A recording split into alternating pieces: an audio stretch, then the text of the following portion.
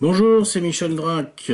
Alors aujourd'hui, je ne vous présente pas un livre puisque c'est la vidéo d'actualité du mois de janvier avec quelques jours de retard puisqu'elle sort début février.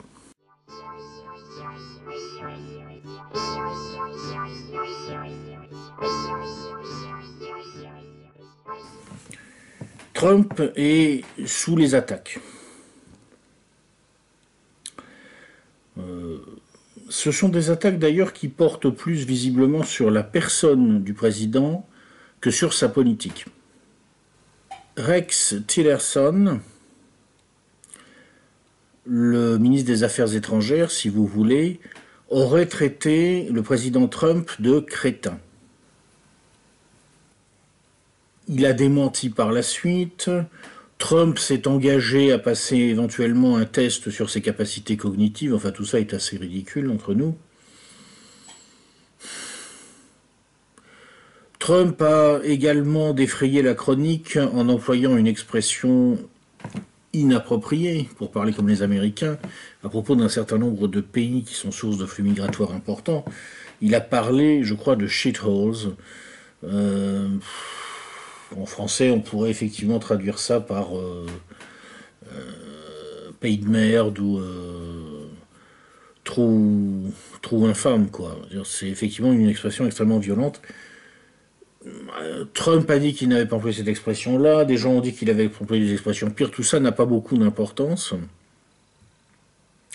Mais ça a été exploité par les adversaires du président pour essayer d'entretenir l'opinion publique dans l'idée que Donald Trump est un président indigne. Ce qui n'a rien arrangé, c'est que le Daily Stormer, qui est un média américain, on va dire, très très marqué dans ce qu'il est convenu d'appeler l'extrême droite, connu pour des positions qui sont considérées en général comme racistes, a apporté son soutien à Trump en disant bravo, enfin nous avons un président qui est sur la même longueur d'onde que nous, alors dans le genre baiser qui tue, on fait difficilement mieux. Pour tout arranger, il y a eu un court shutdown aux États-Unis, c'est-à-dire que les républicains et les démocrates n'ont pas pu se mettre d'accord pour voter le budget dans les temps. Alors ça a toujours aux États-Unis des conséquences, disons en tout cas très fortes sur le plan symbolique, même quand le shutdown est court, ce qui a été le cas ici. Il y a une fermeture partielle de l'administration fédérale. Les activités de nombreuses agences fédérales telles que les services fiscaux sont réduites. Et en théorie au moins, je ne sais pas exactement comment ça se passe en pratique, les militaires américains peuvent voir leur paye suspendu faute de budget. Bon là ça n'a duré que quelques jours, mais c'est un signal annonciateur des problèmes qui pourraient survenir dans les mois et les années qui viennent. Ça va être compliqué pour Trump de gouverner les États-Unis. Alors, bien entendu, Trump contre-attaque, car l'animal a du ressort.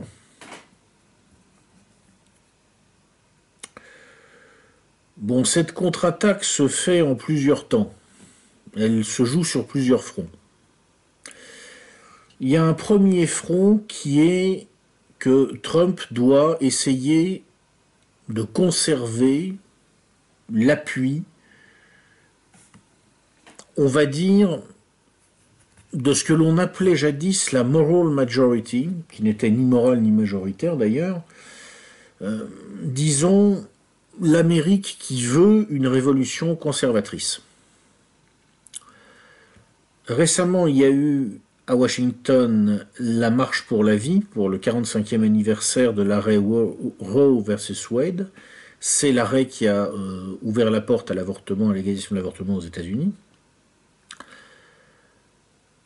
On sait que si Trump est en cours de mandat, en situation de nommer un deuxième juge conservateur à la Cour suprême, un revirement sur cet arrêt crucial pourrait avoir lieu. Et ça pourrait entraîner une remise en cause de la législation sur l'avortement aux États-Unis. Trump a pris la parole par écran interposé à l'issue de cette marche pour la vie. ce qui est un message très fort adressé aux gens de cette tendance. Il y a eu récemment création d'une nouvelle division ministérielle consacrée aux libertés de conscience et religieuses, qui va probablement soutenir les personnels médicaux qui refusent certaines tâches relatives aux avortements. Je pense que la carte que joue Trump,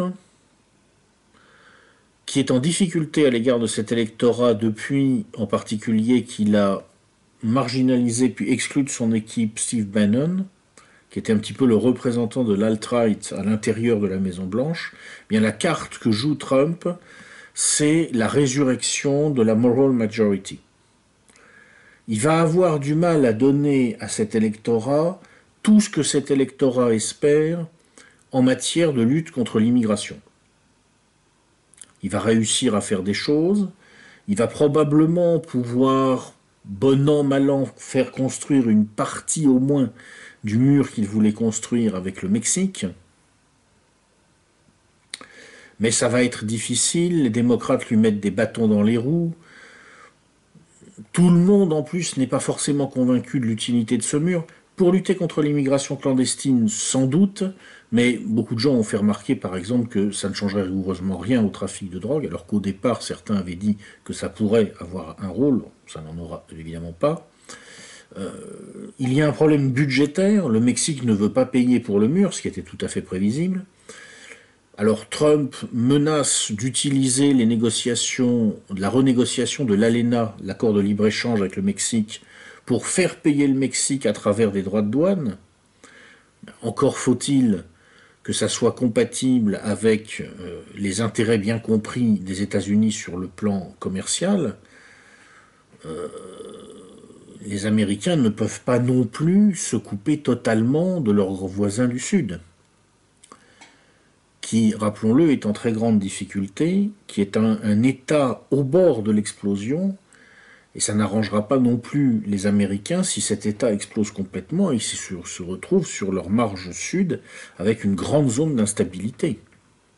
Donc tout ça est très compliqué, et ça va être difficile pour Donald Trump de donner à l'électorat alt-right tout ce que cet électorat espérait sur l'immigration, et j'ai l'impression que Trump se prépare à se rattraper en quelque sorte en partie en ressuscitant la moral majority, en mettant davantage en avant une autre revendication qui est très chère à cet électorat, qui est la révolution conservatrice sur le plan des mœurs. En plus, ça a l'avantage pour Trump de resserrer les liens avec son vice-président Pence, dont il n'a en théorie pas tellement besoin, mais dont le soutien pourrait en pratique être assez important. Bref, il y a un mouvement là, un mouvement tactique qui est en train d'être accompli par Donald Trump. Un autre aspect de la contre-offensive Trump, c'est la communication sur les succès de l'administration Trump en matière économique. Alors là, il faut être très clair, que ce soit chez les détracteurs de Trump, qui lui ont mis sur le dos le fait que malgré ses promesses, l'emploi a continué à baisser dans l'industrie automobile. Ce qui est vrai. L'emploi a légèrement baissé en 2017 dans l'industrie automobile aux États-Unis. Ou chez les partisans de Donald Trump, qui disent sa politique est géniale, regardez, on a le plein emploi aux États-Unis, regardez le taux de chômage. Tout ça, c'est absolument n'importe quoi.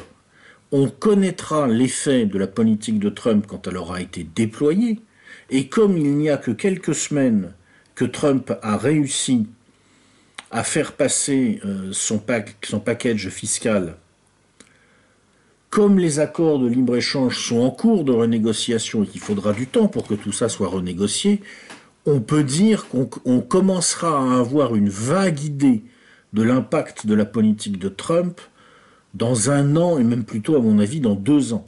Mais à ce stade, c'est beaucoup trop tôt.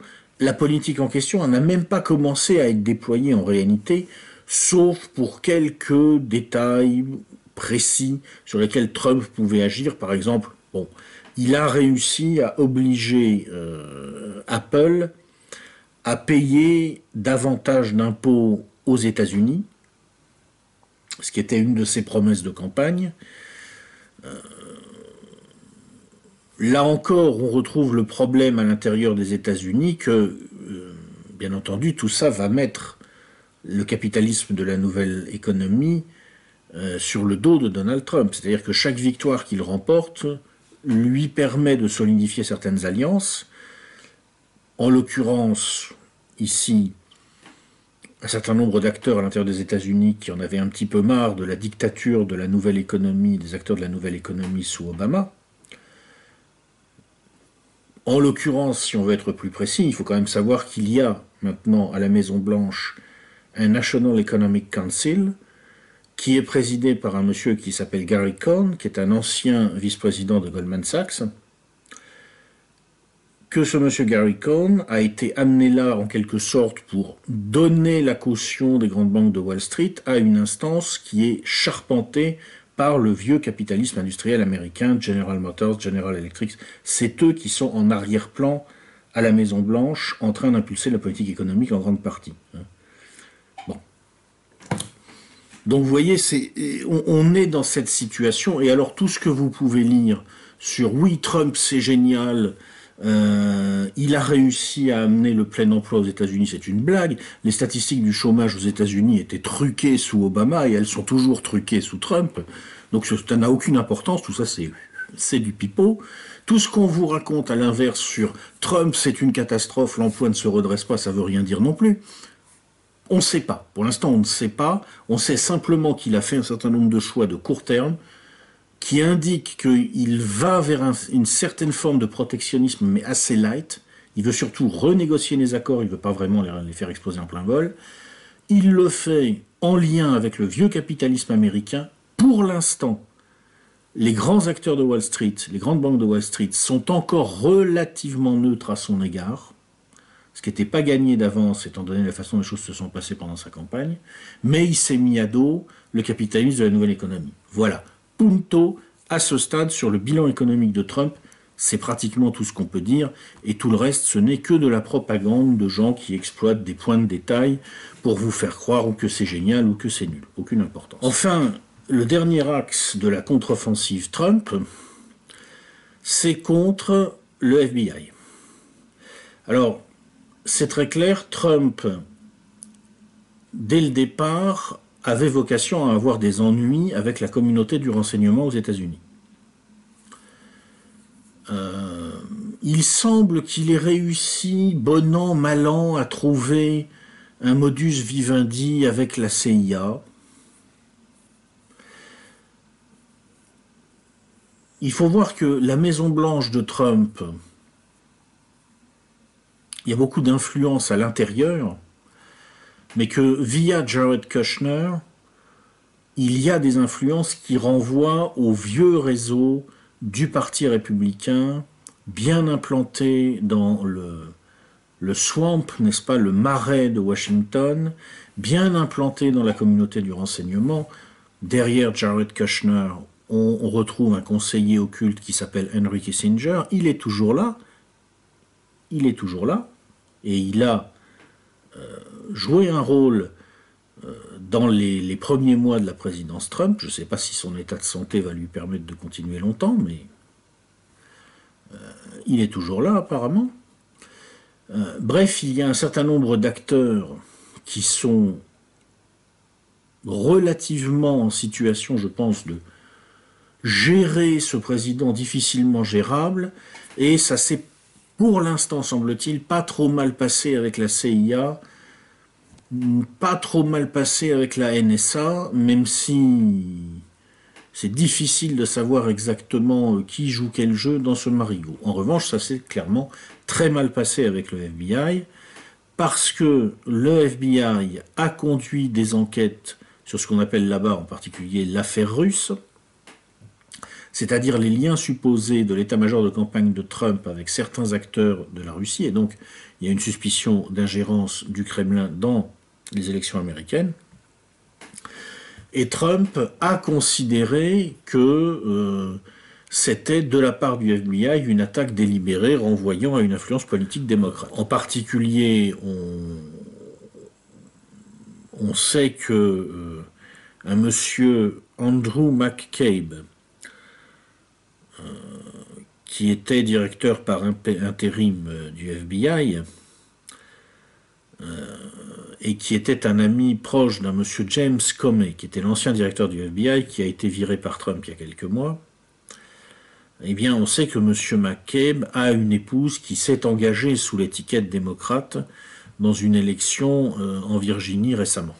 Bon, donc c'est vrai que le FBI a probablement été instrumentalisé à des fins politiques, cela dit, c'est une grosse machine bureaucratique et elle ne peut pas ouvrir ou fermer une enquête comme ça ne fonctionne tout simplement pas comme ça. Et la contre-offensive de Donald Trump est en train de mettre les États-Unis, en l'occurrence dans une situation qui est assez périlleuse.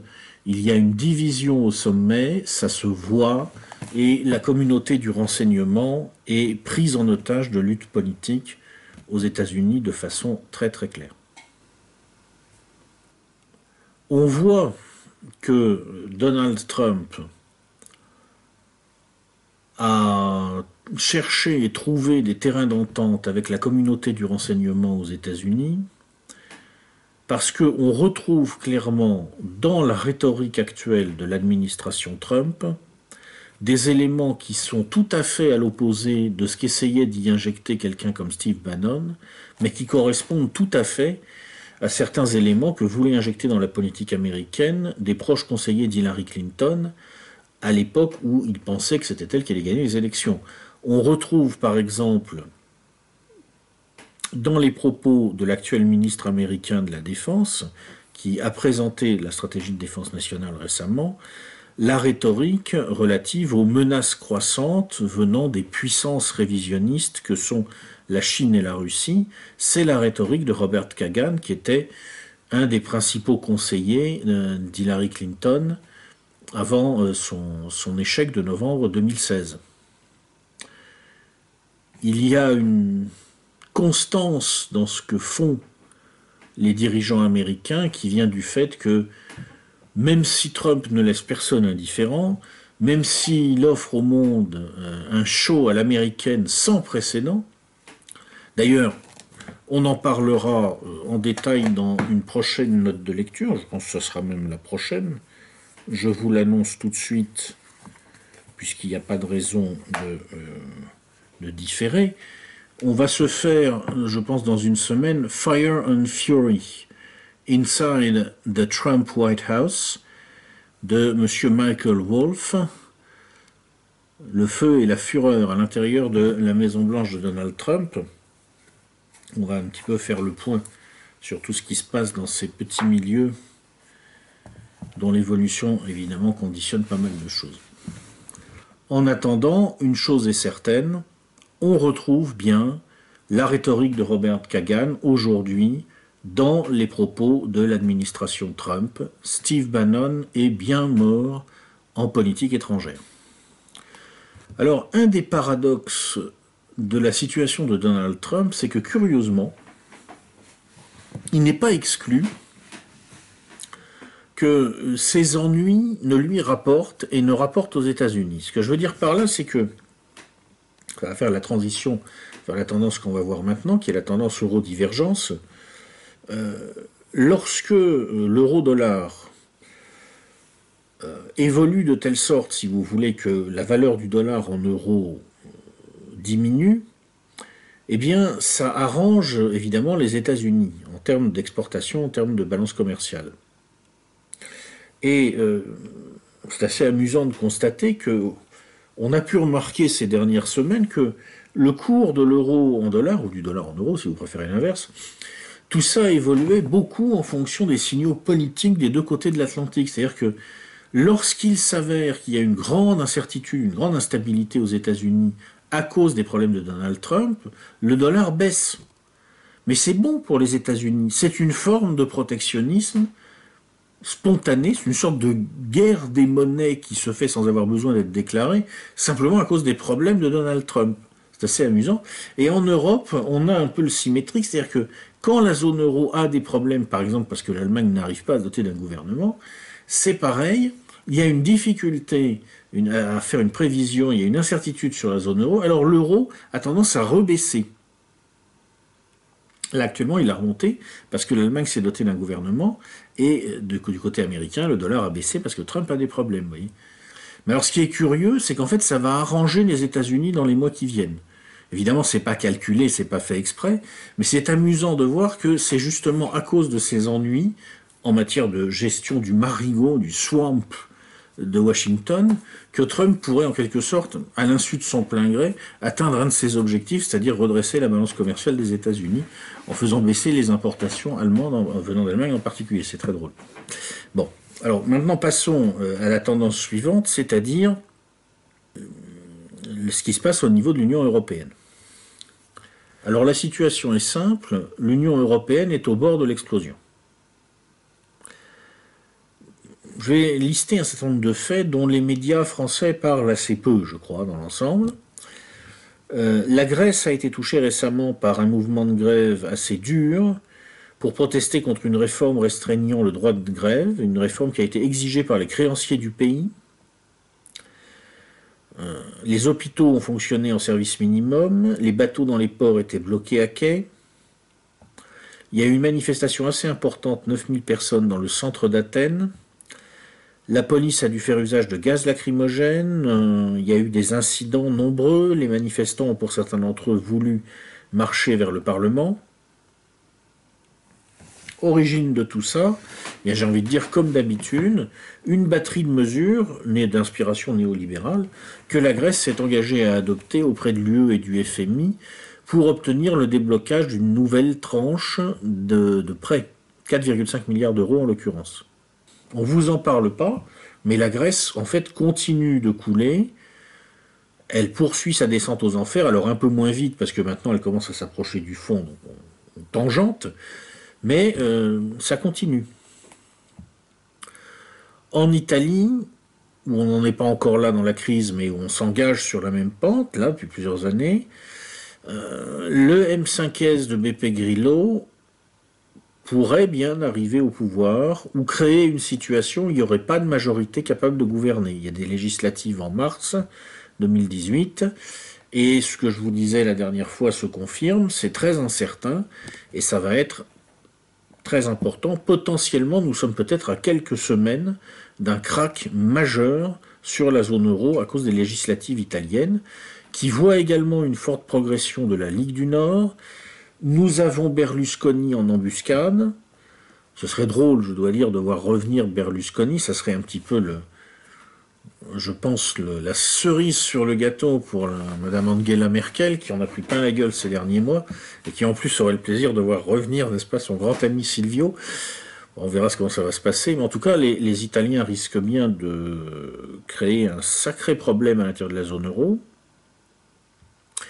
En Allemagne même, alors ils ont réussi donc à constituer un gouvernement de coalition. Finalement, ça sera le retour à la coalition CDU, CSU et SPD. On ne peut pas parler de grande coalition puisque à eux deux réunis, ils ne représentent jamais que 53% des suffrages. C'est pas énorme. Les sociodémocrates ne sont pas du tout enchantés à l'idée de participer à cette coalition. Martin Schulz s'y est résolu parce qu'il n'y avait pas tellement possibilité de dire non, parce que s'il disait non, il portait la responsabilité de l'ingouvernabilité de l'Allemagne. Mais en fait, le SPD est menacé là de suivre la route prise par le Parti socialiste français, c'est-à-dire que s'il gouverne encore 1 ou 2 ans, avec l'impopularité que ça va entraîner, s'il est obligé, comme il semble devoir le faire, de s'aligner très souvent sur les positions de son partenaire dominant, qui est la CDU-CSU, on va se retrouver avec un SPD qui ne sera même plus le deuxième parti d'Allemagne, mais le troisième, parce qu'Alternative für Deutschland va passer devant. Là, l'AfD est parti pour doubler le SPD.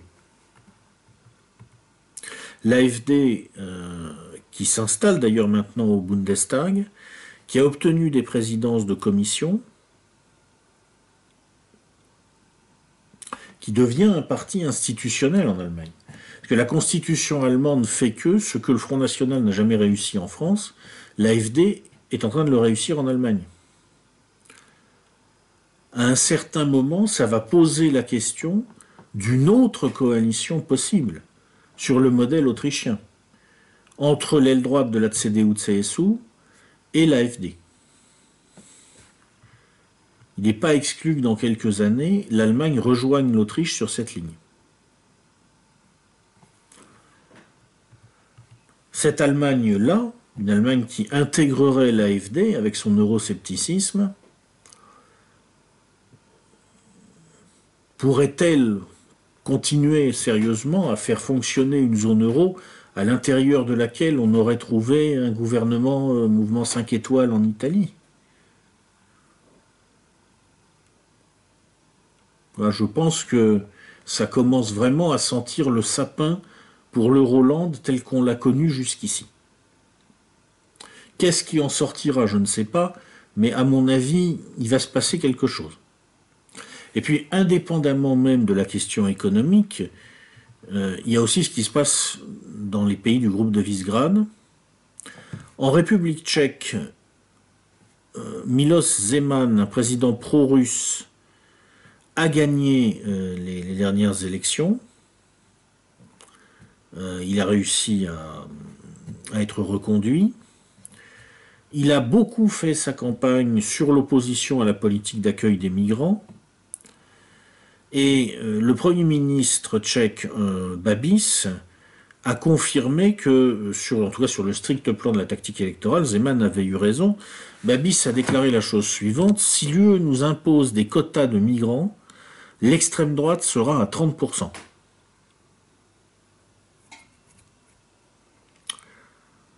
Donc il faut se représenter à quoi pourrait ressembler la tour de Babel européenne, mais là, bientôt, dans quelques mois, avec autour de la table une Angela Merkel menacée de perdre le soutien ou de l'aile droite de la CSU si les élections régionales en Bavière dans quelques mois voient une percée de l'AfD, ou du SPD qui décidera peut-être de ne pas se faire harakiri avec elle. Donc une Angela Merkel extrêmement fragilisée, potentiellement une recomposition politique complète en Allemagne qui pourrait amener au pouvoir une droite relativement eurosceptique, ce qui est une nouveauté en Allemagne. Une Italie qui pourrait être, pourquoi pas, dirigée par des émules de Beppe Grillo, ou avec un gouvernement en tout cas incluant le mouvement 5 étoiles, qui a des positions extrêmement eurosceptiques, là encore, en tout cas à l'égard de l'euro et de l'Union européenne telle qu'elle fonctionne aujourd'hui. Et puis les Tchèques qui expliquent en gros que si on les embête encore avec ces histoires de quotas de migrants, ils vont faire exploser la maison, quoi. Parce que quand on dit on va voir l'extrême droite à 30%, attention, là-bas l'extrême droite c'est l'extrême droite. Dans ces pays-là, c'est pas comme chez nous. Chez nous, être d'extrême droite, ça veut dire que tu plais pas à BHL. Bon. Mais en Europe de l'Est, être d'extrême droite, ça veut dire être d'extrême droite. Franchement, la tour de Babel européenne commence à ressembler à la tour de Pise. Ça penche bigrement. Alors, est-ce que ça va exploser dans le désordre? Je ne sais pas. D'ailleurs, je ne pense pas que ça soit à souhaiter. En revanche, je pense que ça va être intéressant de regarder ce qui va se passer dans les mois qui viennent, parce qu'on est peut-être à la veille d'une grande reconfiguration. D'abord, on a le Brexit. Le Brexit change les rapports de force à l'intérieur de l'Union européenne et il les change d'une façon qui ne plaît pas forcément aux Allemands.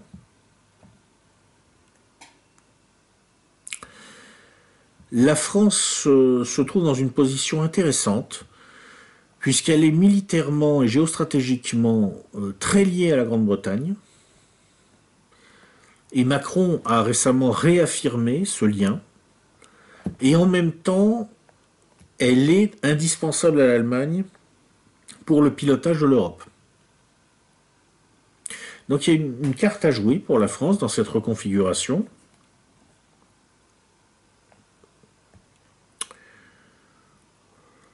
Les Britanniques d'ailleurs ne s'y trompent pas. Récemment,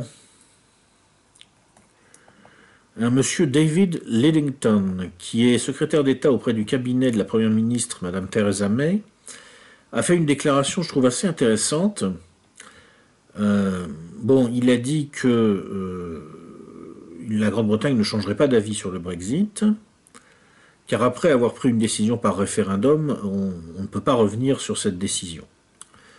C'est assez drôle de constater que dans la monarchie britannique, visiblement, on respecte la parole populaire beaucoup plus que dans la République française. En tout cas, dans la monarchie britannique de 2018, on respecte beaucoup plus la parole populaire que dans la République française de 2005. Mais bon, ça, c'est pas grave. On a l'habitude.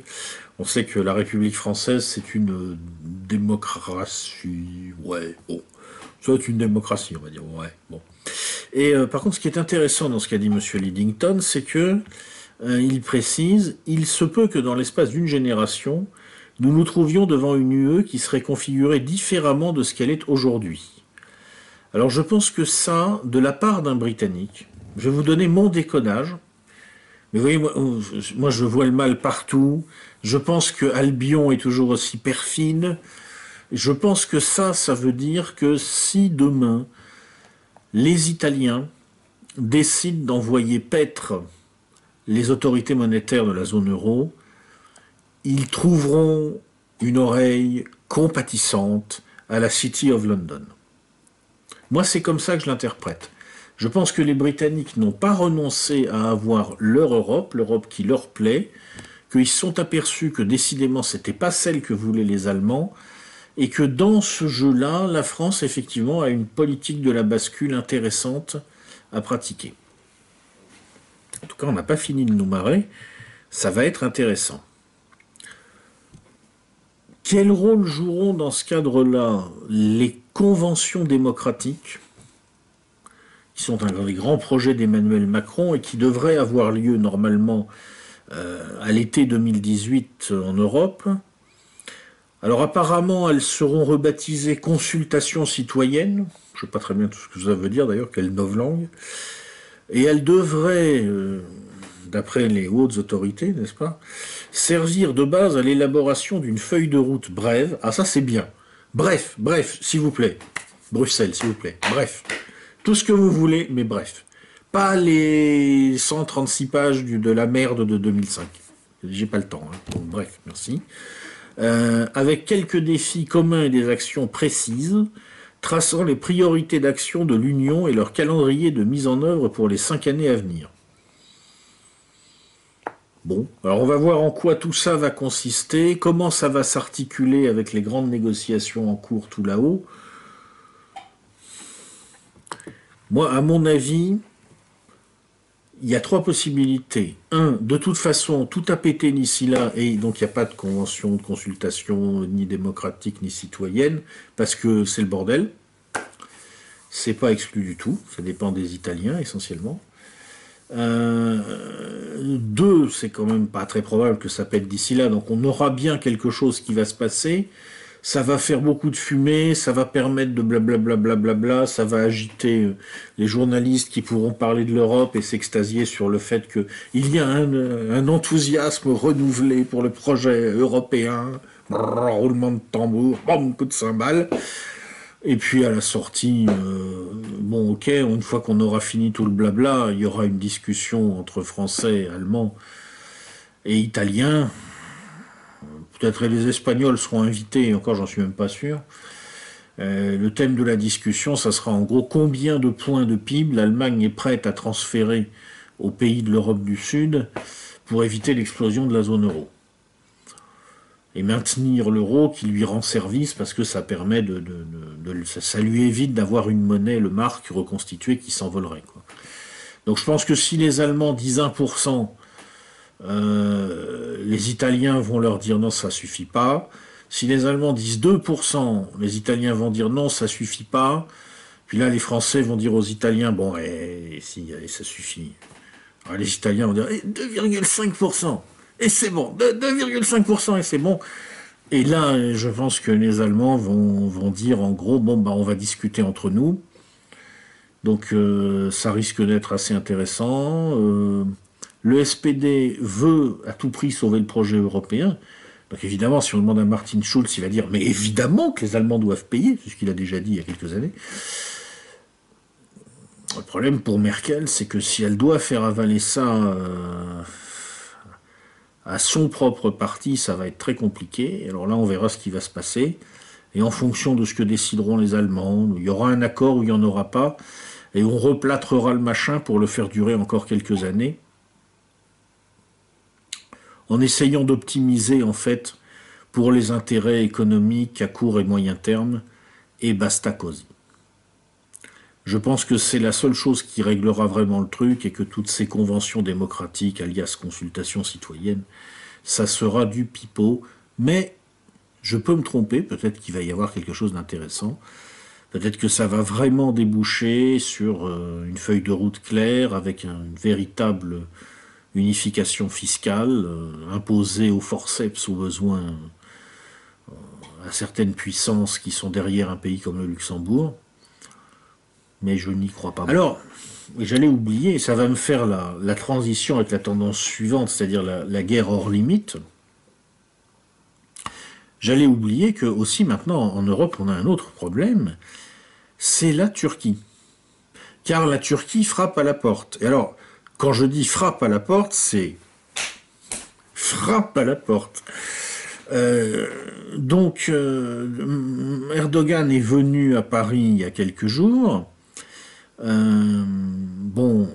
Macron lui a dit écoute, on va plutôt chercher à développer une coopération renforcée plutôt qu'à faire rentrer vraiment la Turquie dans l'Union européenne.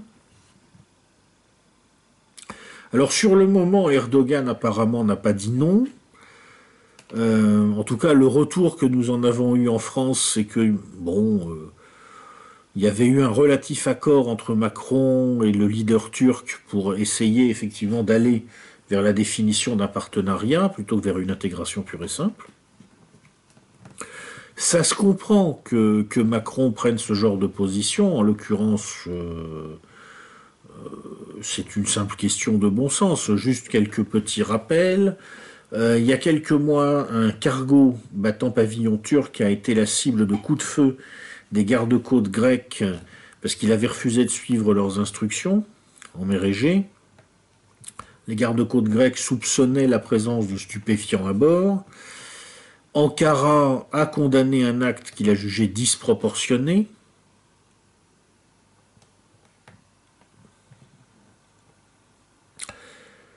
Alors, quand on sait que, au départ, qu'est-ce que c'est le parti qui est actuellement au pouvoir en Turquie? C'est une émanation des frères musulmans, d'une confrérie musulmane, je vais essayer de prononcer le nom, les Naqshbandis, je ne vous garantis pas la prononciation, et tout ça, c'est un petit peu marié à fonctionner en s'adossant à des éléments de l'État profond qui n'étaient pas opposés aux frères musulmans et à cette confrérie, et à la mafia turque. Bon, là aujourd'hui, ce qui s'est passé, c'est que ce qui liait l'AKP à l'ancien État profond kémaliste a été balayé. Les frères musulmans eux-mêmes ont maintenant, semble-t-il, en grande partie perdu le contrôle de l'AKP, et on a un État qui est probablement en grande partie entre les mains de la mafia.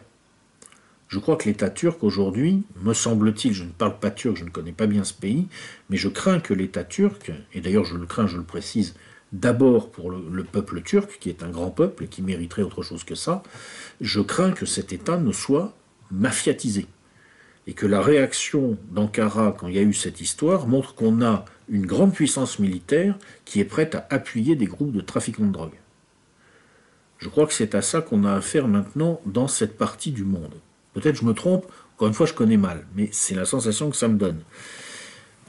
Là encore, plus récemment, pour voir un peu comment fonctionne l'actuel gouvernement turc, il y a un monsieur Yigit Bulut, je ne vous garantis pas la prononciation, un conseiller proche de monsieur Erdogan, qui, semble-t-il, a menacé physiquement le Premier ministre grec ainsi que ses ministres à propos d'une histoire de contestation de frontières. Il y a des îlots en mer Égée, on ne sait pas s'ils sont à la Grèce ou à la Turquie. Bon. Monsieur Bulut a parlé tout à fait comme un truand des bas-fonds stambouliotes. Il a dit, si monsieur Tsipras s'avise de toucher à ces îlots, je vais lui casser les bras et les jambes. Voilà ce qu'est le gouvernement turc actuel. Alors, donc, position de Macron compréhensible, on va plutôt développer un partenariat plutôt que l'adhésion pure et simple. Sur le moment, Erdogan ne dit ni oui ni non, et puis, quelques jours plus tard, ça s'est passé là tout récemment, il va en Italie, et là, il rejette toute option autre qu'une adhésion à l'UE, il balaye la proposition de Macron dans un entretien publié dans la Stampa. L'Union européenne, dit-il, doit maintenir les promesses faites à la Turquie. Alors, moi je veux bien tout ce qu'on veut, hein, mais il faudra quand même à un moment expliquer à nos amis turcs que quand on veut intégrer un club, on ne commence pas par expliquer qu'on va casser les bras et les jambes à un des membres du club. C'est pas la meilleure manière de se faire accepter. Hein. Et alors cette Turquie, c'est là qu'on va raccorder en plus à la question de la guerre hors limite, il faut bien voir que cette Turquie qui veut rentrer dans l'Union européenne, elle amène avec elle, si elle y rentre, tout le phénoménal bordel créé en Irak, en Syrie, et par contre-coup qui maintenant commence à contaminer la Turquie. C'est-à-dire que ce qu'il faut comprendre aussi sur les réactions des Turcs, c'est que ce sont des gens qui probablement sont maintenant gagnés par la panique. Alors, concernant cette tendance guerre hors limite, on ne va pas balayer ce mois-ci tout ce qui s'est passé, parce qu'il y a un certain nombre d'éléments qui seront repris dans quelques semaines dans une vidéo de synthèse que je vais faire sur l'histoire de l'État islamique. On va plutôt, s'agissant du Proche et Moyen-Orient, se concentrer sur le problème de la Turquie. Parce que le chaos qui s'est instauré en Irak et en Syrie, un certain nombre de puissances ont fait joujou avec, dont d'ailleurs la France, qui en l'occurrence n'a aucune leçon à donner à qui que ce soit. Et Erdogan, sur ce point-là, il faut lui reconnaître, il a marqué un point, a tout à fait raison quand il a renvoyé dans ses 22 un journaliste français d'une grande chaîne de télévision française qui lui disait « Mais attendez, c'est pas bien, les services secrets turcs ont armé Daesh ». Très intéressant d'ailleurs ce qu'a dit Erdogan, puisqu'il a dit en gros « Bon, ça en fait, ça a été fait par mon opposition, que j'ai maintenant mis en prison après le putsch manqué. Il n'y a que l'opposition qui a aidé Daesh. C'est l'opposition turque aussi qui a encaissé tous les bénéfices du trafic de pétrole. Bon, ça, d'accord. Mais ensuite, ce qu'il a dit, Erdogan, c'est très intéressant. Il a dit, mais on me reproche quoi à moi? Et les Américains qui ont, je cite M. Recep Tayyip Erdogan, qui ont envoyé 14 000 camions d'armes en Syrie. À qui ils ont pu les envoyer? À la soi-disant fantomatique et imprécise armée syrienne libre en reconfiguration permanente. On ne sait même pas qui c'est. Hein, parce que là-bas, il y a des mecs, si vous voulez, un jour, ils sont Front al-Nosra, le lendemain, ils sont Daesh, le troisième jour, ils sont armée syrienne libre, et puis ils recommencent. Ça dépend de l'allégeance de leur katiba, à quelle brigade leur katiba est affiliée, et de l'allégeance de la brigade, à quel front leur brigade est affiliée. Alors démerde-toi là-dedans. Bon, 14 000 camions d'armes, il y en a une bonne partie qui est allée chez Daesh, c'est une quasi-certitude. Hein. Bon. Donc bref, tout le monde a fait joujou avec ça, et Erdogan a bien raison de le dire, mais le problème des Turcs, qui eux aussi ont fait joujou avec ça, monsieur Erdogan, eux aussi ils ont fait joujou avec ça, le problème c'est que c'est juste à leurs frontières. Alors l'effet boomerang, il arrive très vite. Donc il commence à paniquer. Il panique d'autant plus que, comme à la mi-2016, il y a eu une tentative de renversement d'Erdogan, très vraisemblablement inspirée, ou en tout cas autorisée, par les États-Unis, probablement parce que les Américains en avaient marre d'avoir à l'intérieur de l'OTAN un pays qui oscillait constamment entre l'alliance avec la Russie, la Turquie et la Russie ont des gros intérêts économiques en commun, et le rejet de la position russe, eh bien donc bon, les Américains ont dû autoriser cette tentative de coup d'État, ça a raté, Donc maintenant, on a une Turquie qui bascule plutôt du côté russe. Alors à mon avis, instruit par l'expérience, Poutine doit se dire quelque chose du genre, bon, si je serre la main à Erdogan, après chaque poignée de main, je vais recompter mes doigts, pour vérifier qu'il n'en manque pas. Mais bon, ça m'arrange quand même de lui serrer la main, parce qu'effectivement, si la Turquie sort de l'OTAN, ce qui semble être pratiquement acquis maintenant, on peut dire que l'OTAN prend un énorme coup dans l'aile, et ça arrange bien les Russes. Bref. Tout ceci pour dire que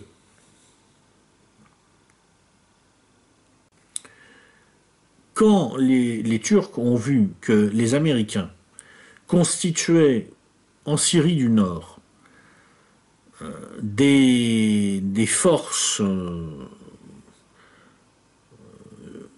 kurdes armées importantes autour des YPG,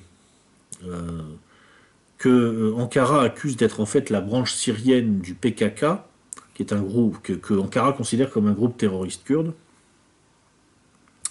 Eh bien, M. Erdogan ne s'est pas posé de questions métaphysiques.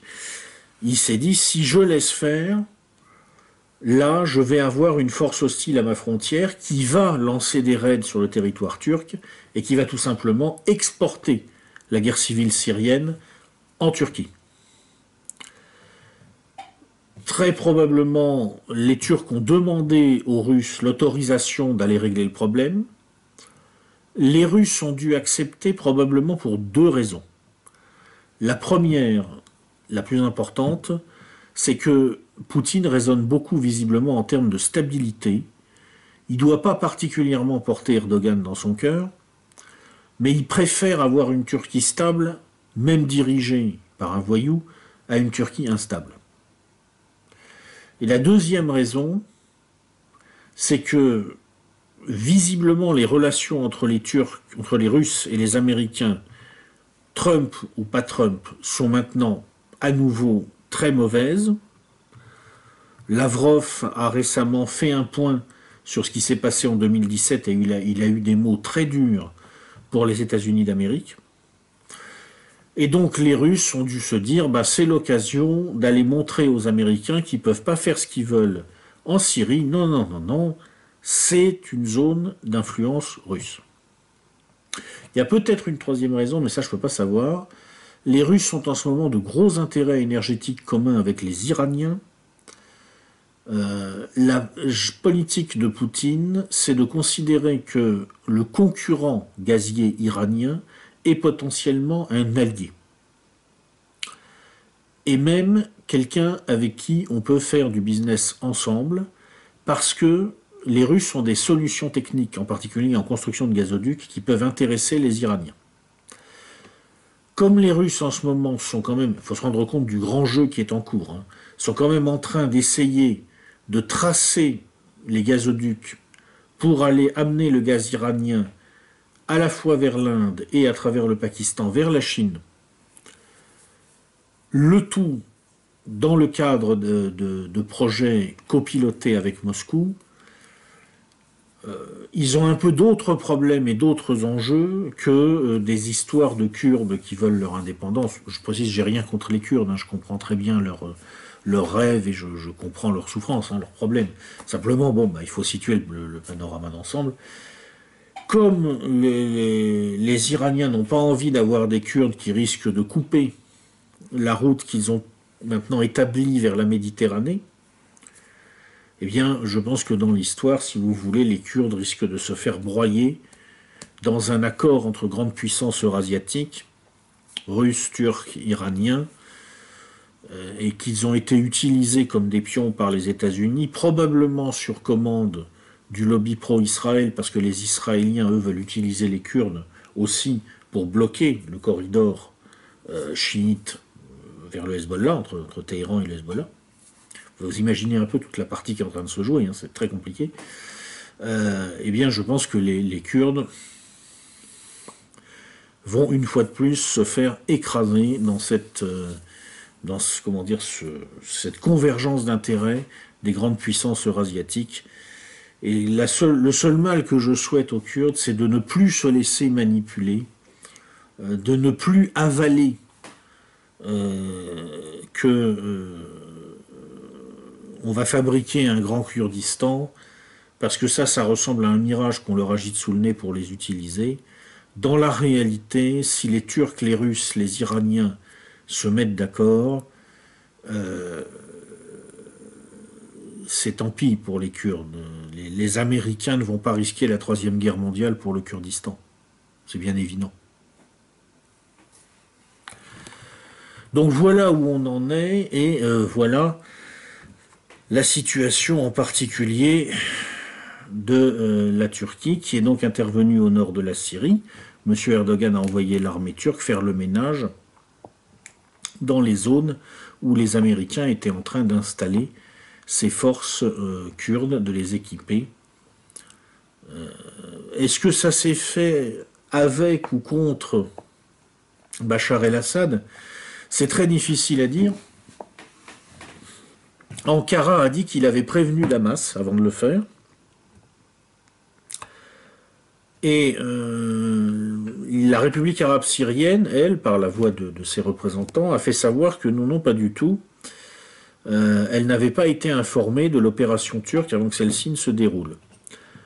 En même temps, je n'ai pas vérifié depuis 48 heures, mais enfin la dernière fois que j'ai regardé, il n'y avait pas eu de réaction militaire de l'armée arabe syrienne. Je pense que les Russes ont dû probablement dire aux Syriens de laisser faire, et puis après on verra. Mais déjà, ça va sécuriser les Turcs, ça va les calmer, et puis ensuite on pourra reprendre la discussion. C'est probablement ce qui s'est passé. Il faut se souvenir que tout ça se produit au moment où, à Sotchi, la Russie organise un congrès de dialogue national syrien.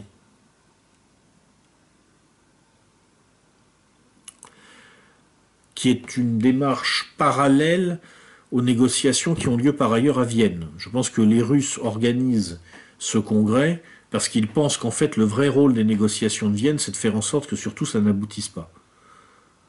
Parce qu'il y a des gens qui veulent que le conflit syrien se prolonge. C'est la recherche de cette solution politique qui guide les Russes. Comme ils savent qu'il n'y aura pas de solution politique sans l'appui des Turcs, ils veulent que les Turcs puissent être tranquilles par rapport aux menaces qui peuvent se produire sur leur frontière sud. Voilà. C'est mon analyse des événements. Et encore une fois, la Turquie, qui frappe dans tous les sens du mot à la porte de l'Europe, est en plein là-dedans. Voilà où ça conduit de ne pas avoir défini les frontières de l'Europe.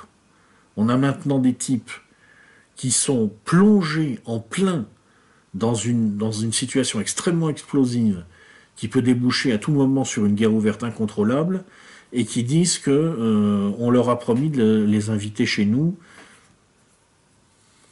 et ce qui fait qu'ils arriveraient avec tous leurs problèmes. Bien pensé la construction européenne. Au-delà du Proche et du Moyen-Orient, ce qui frappe actuellement, c'est que la tension en fait est en train d'augmenter un peu partout. Je vais juste citer quelques faits, une petite rafale là d'informations que j'ai relevées, mais qui donnent une idée de ce qui se passe. En Algérie, donc le pouvoir tente actuellement de réduire les importations en suspendant les importations de produits de luxe. Alors il faut savoir que ça inclut la mayonnaise, qui est considérée comme un produit de luxe en Algérie. C'est une réaction en fait d'un gouvernement algérien qui est dépassé par la dégradation de la balance des paiements. L'Algérie, c'est aussi un pays qui fête pour la première fois cette année le Nouvel An berbère. C'est la première fois qu'il est décrété férié dans un pays d'Afrique du Nord. C'est sans doute une concession accordée par un gouvernement fragilisé à une population qui menace de déclencher des troubles civils. En même temps, en Tunisie, les troubles civils, ils ont déjà eu lieu. Alors, c'est pas pour des raisons identitaires berbères, ou alors seulement très à la marge, parce que la Tunisie, je crois, n'est pas très berbère. C'est parce que, simplement, ils ont faim. Ils ont fait la révolution il y a 7 ans. Ils y ont peut-être un peu gagné en liberté, peut-être un peu, Mais ils y ont encore perdu en pouvoir d'achat. Alors comme déjà avant, ils n'avaient pas grand-chose, eh ben maintenant, ils n'ont pratiquement plus rien. Donc la Tunisie est au bord de l'explosion. Vous croyez que tout ça, c'est spécifique au monde arabe? Absolument pas. Il y a une autre partie du monde où ça commence à bouillonner doucement, c'est le Venezuela. Aux dernières nouvelles, il y a une forte augmentation du nombre de Vénézuéliens qui se trouvent en Colombie et en Équateur. Il y a une très forte augmentation des mouvements pendulaires de Vénézuéliens qui viennent dans ces pays également pour acheter des produits désormais indisponibles dans leur pays, en particulier les médicaments. Le Venezuela est manifestement pas loin de l'écroulement économique. Autre petite annonce intéressante, il y a eu un gang qui s'est déroulé récemment à Hawaï, qui je vous rappelle est sur le territoire des États-Unis d'Amérique. Il y a eu une fausse manœuvre d'un opérateur, d'après ce qu'on nous a dit, et le système d'alerte antimissile balistique s'est déclenché.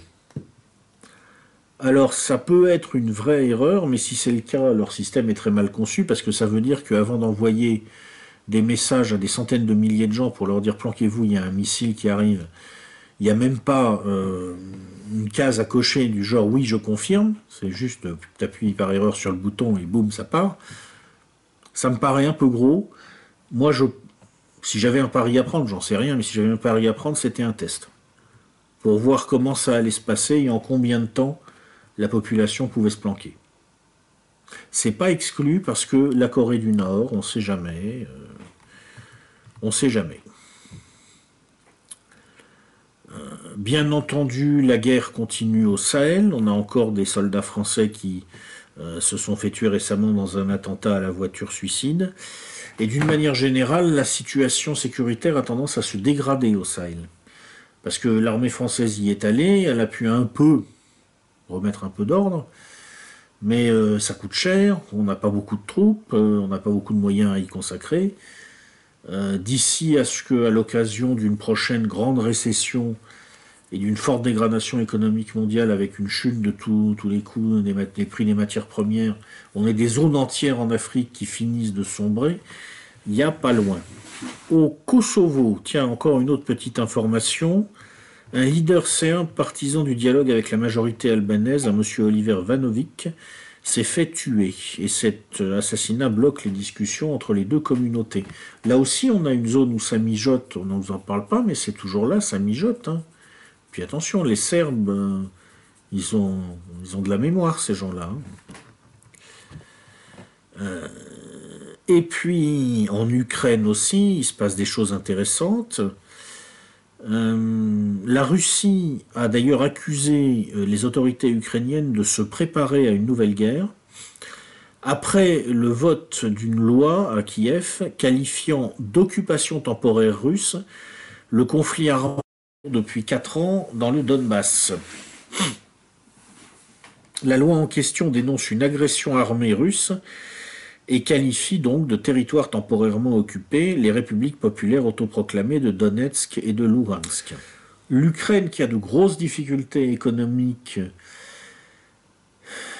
peut d'ailleurs basculer un peu dans n'importe quelle direction.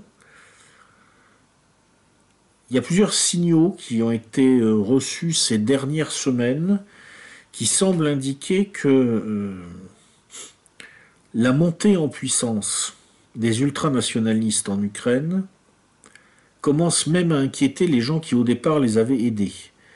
Il n'est pas exclu qu'il y ait un risque de perte de contrôle de ces mouvements par les centrales de renseignement étrangères, essentiellement américaines je pense, qui sont sans doute parvenus dans une certaine mesure à les verrouiller, sont sans doute parvenus dans une certaine mesure à les utiliser, mais qui ne les contrôlent pas forcément parfaitement. Et il est clair qu'il y a là des acteurs qui peuvent perturber la marche des choses de manière erratique, dans une zone où c'est extrêmement explosif, parce que comme les Russes se sont quand même, qu'ils le disent ou non, bien engagés au Donbass, ils ne peuvent pas perdre la face. Voilà. Quelques petites notes de détail, quelques petites touches. Alors, que dire en synthèse? En ce début d'année 2018, eh bien moi, je vais vous dire ce que je pense. Ça fait maintenant 3 mois qu'on suit l'actualité. Alors, je me suis donné pour l'instant quelques grands axes prioritaires. Quand je vois comment les choses évoluent sur ces grands axes, je me dis, voilà, on est dans un moment de l'histoire économique où ça va plutôt bien. Vous savez qu'il y a un cycle décennal dans l'économie mondiale. Là, on commence à basculer vers la fin de la période de croissance d'un cycle décennal. C'est-à-dire que on est au moment où apparemment ça va le mieux, mais où bientôt ça va commencer à aller moins bien. Et on est par ailleurs, alors que l'économie mondiale finalement ne va entre guillemets pas si mal à ce stade, on en est là, avec des États-Unis dont les classes dirigeantes sont menacées d'explosion, avec une Union européenne au bord de la dislocation et dont on ne sait pas très bien comment elle pourra se reconfigurer, avec une guerre complètement hors limite qui prolifère à travers une multitude de conflits à différents niveaux entre différents types d'acteurs, en particulier au Proche et Moyen-Orient, mais pas seulement. Et je me dis, qu'est-ce qui va se passer dans 1 an, dans 2 ans, dans 3 ans, je ne sais pas quand on va se prendre la prochaine récession dans la gueule. Et je pense, quand je me dis ça, que la deuxième moitié du quinquennat d'Emmanuel Macron ne va pas être un long fleuve tranquille. Voilà ce que je pense. Le mois prochain, dans quelques semaines, quand on fera la vidéo de février, donc cette fois je vais essayer de respecter mes délais et de la faire avant la fin du mois de février, puisque là je fais la vidéo de janvier, début février. Le mois prochain, on va se concentrer sur la question économique, qu'on a assez peu traitée jusqu'ici, et on va regarder l'actualité économique de ces derniers mois, en France, en Europe et dans le monde. En attendant, je vous rappelle la prochaine note de lecture. Ce sera Fire and Fury, Inside the Trump White House. Comme je vous disais, c'est une problématique intéressante et on va l'approfondir à l'occasion de cette note de lecture. Je vous annonce par ailleurs mon actualité. Je serai le 17 février à Lille pour une conférence interactive sur le quinquennat d'Emmanuel Macron. On va faire joujou à simuler ce quinquennat en faisant tenir des rôles aux participants à la conférence. C'est à l'invitation de l'association Égalité et Réconciliation à la section de Lille, le 17 février.